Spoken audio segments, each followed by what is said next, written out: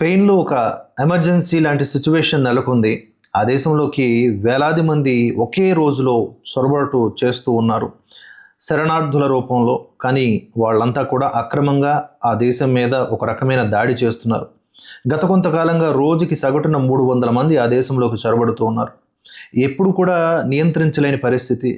Europe దేశాలలో one of the biggest country ఈ Spain. Andhra, Telangana కలిపితే ఎంత పరిమాణం ఉంటుందో అంత పరిమాణంలో ఉన్న దేశం ఇది. సుమారుగా ఒక 5 కోట్ల మంది జనాభా ఉంటారు. ఇందులో ఇప్పటివరకు లెక్క పెట్టుకుంటే అధికారికంగా ఒక 10 లక్షల మంది వరకు అక్రమంగా చొరబడిన వారే.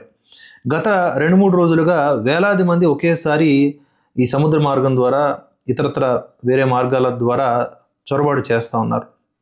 అక్కడ ఉన్నటువంటి సిబ్బంది, అధికారిక సిబ్బంది ఎవరూ కూడా దాన్ని ఆపలేకపోతున్న పరిస్థితి.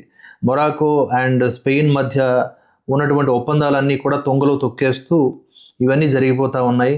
మానవ అక్రమ రవాణా ముఠా ఉంటుంది కదా, ఆ ముఠా కూడా రకరకాల దారులు వెతుక్కుంటూ ఒక దారి మూసినా కూడా ఇంకో దారిని ఎంచుకుంటూ ఈ విధంగా జనాల్ని వేలాది సంఖ్యల్లో ఈ స్పెయిన్కి పంపిస్తూ ఉంది.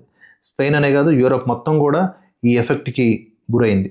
అయితే తాజాగా అక్కడ ఉన్నటువంటి సిచ్యువేషన్స్ని ఒకసారి మనం ఈ వార్త రూపంలో గ్రహించే ప్రయత్నం చేద్దాం.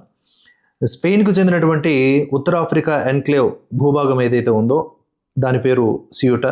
దీంట్లోకి ఆనందంగా పరుగులు తీస్తూ వేలాది మంది ప్రవేశిస్తున్నటువంటి కొన్ని భయానక వీడియోలు వైరల్ అవుతూ ఉన్నాయి. మీకు ఆల్రెడీ దీనికి సంబంధించిన అంశం మీదనే ఒక వీడియో చేశాను, అందులో మీకు చూపించాను ఆ వీడియోస్. వందలాది వేలాది మంది ఆనందంతో ఏదో వేరే దేశం మీద యుద్ధం గెలిచిన తర్వాత ఎలాగైతే ప్రవర్తిస్తామో అలా వచ్చేస్తూ ఉన్నారనమాట. గడిచిన గురువారం నాడు కొద్ది గంటల వ్యవధిలోనే మొరాకోకు చెందినటువంటి వేలాది మంది జనం సంతోషంతో ఈదుకుంటూ సియాటోలోకి ప్రవేశించారు. ఈ స్వయం ప్రతిపత్త నగరంలో నెలకొన్న సంక్షోభ నిర్వహణను తమ అధీనంలోకి తీసుకుని జాతీయ అత్యవసర పరిస్థితిని ప్రకటించాలని సియూటా ప్రెసిడెంట్ జువాన్ జెసెస్ వివాస్ స్పెయిన్ ప్రభుత్వాన్ని కోరుతూ ఉన్నారు. అక్రమ వలసదారుల అంశం వివాదాస్పదంగా ఉన్న తరుణంలో అంతర్జాతీయ పతాక శీర్షికకు ఎక్కినటువంటి ఈ పరిస్థితి నేపథ్యంలో ఈ వలసదారులను అత్యవసరంగా వెనక్కి పంపడానికి స్పెయిన్, మొరాకోలో ఒక ఒప్పందానికి వచ్చాయి. ఈ ఒప్పందాలు చేసుకోవడమే కానీ ఎప్పుడు కూడా సఫలీకృతమయ్యేటటువంటి పరిస్థితులు లేవు. గురువారం నాడు వేలాది మంది వలసదారులు మొరాకో నుండి సియాటోలోకి ప్రవేశించారు. తారాజల్ బీచ్కు చేరుకోవడానికి వారు ఈదుకుంటూ లేదా గాలితో నింపినటువంటి ట్యూబులు ఉంటాయి కదా, ఆ ట్యూబులను ఉపయోగిస్తూ వచ్చి సివిల్ గార్డు అధికారుల్ని అందరినీ కూడా ఉక్కిరిబిక్కిరి చేశారంట. ఈ మధ్యకాలంలో ఎక్కువగా అంటే 100 మంది నుంచి 1000 మంది రావడం స్టార్ట్ అయిందంట. ఈ విధంగా ఆల్రెడీ నేను చెప్పినట్లుగా మానవ అక్రమ రవాణా, వలసదారుల అక్రమ స్మగ్లింగ్కి పాల్పడుతున్నటువంటి నేర సంస్థలు కొన్ని ఉన్నాయి. అవే కారణం అని చెప్పేసి మాడ్రిడ్లోని మొరాకో రాయబార కార్యాలయం చేతులు దులిపేసుకుంటోంది ఆరోపిస్తూ. ఈ వలసల్ని అధికారులు సమర్థించరని వారు స్పష్టం చేశారు. ఈ వ్యక్తుల్ని వెనక్కి పంపేందుకు స్పెయిన్, మొరాకోలు అంగీకరించినప్పటికీ అందుకు ఎలాంటి గడువును నిర్ణయించలేదు. దాని అర్థం ఏంటంటే వెనక్కి పంపడం సాధ్యం కాదు.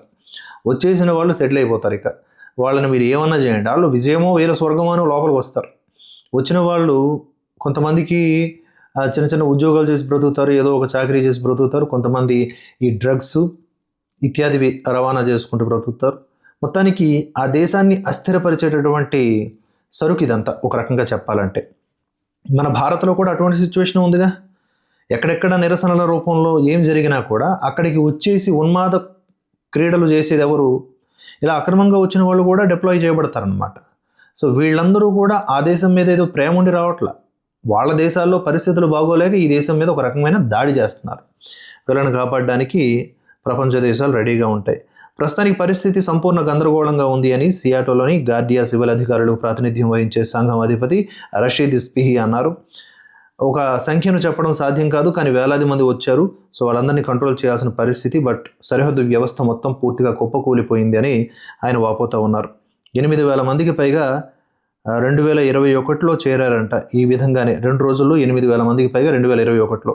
సేమ్ అలాంటి సిచ్యువేషన్ ఇప్పుడు రిపీట్ అయింది. ఈసారి అంతకు మించి అన్నట్లుగానే మనకు ఆ వీడియోలు చూస్తే కనిపిస్తుంది. వేలాది మంది ఒకేసారి వచ్చారనమాట.